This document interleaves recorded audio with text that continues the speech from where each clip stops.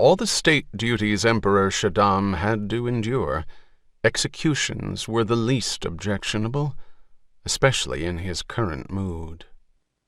In the center of Petition Square he sat upon a jewel-studded throne so high that he looked like a grand priest on a ceremonial ziggurat. The sun shone through the blue skies, perfect weather for the Emperor, sunny days for the whole Imperium. The next victim was dragged forward in chains and left to stand at the base of a black cube of impregnable gnarl granite, beside several bodies.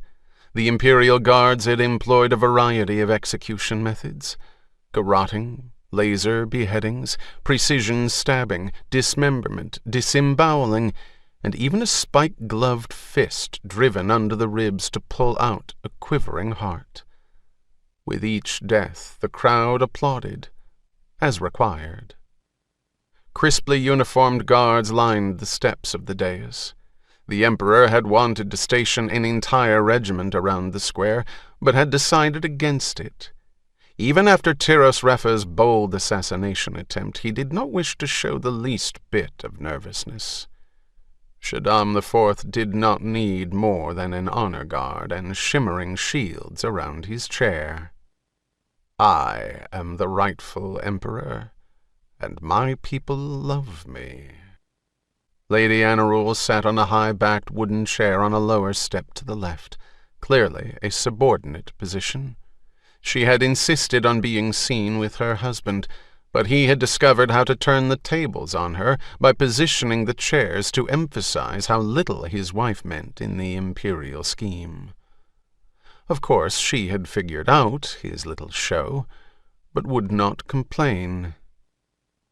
As a deadly symbol of state, Shaddam now held the tall staff topped with its faceted glow globe, the same murderous prop Refa had used during the play. The Emperor's weapons specialists had been most intrigued by the ingenious device.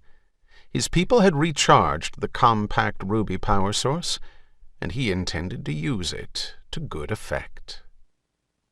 While Shaddam studied his new toy, the next criminal was slain by a soldier. The Emperor looked up sharply just as the victim slumped to the paving stones. Frowning in disappointment, he chastised himself for not paying closer attention. From the blood gushing out of the man's throat, Shaddam guessed his larynx and trachea had been ripped out.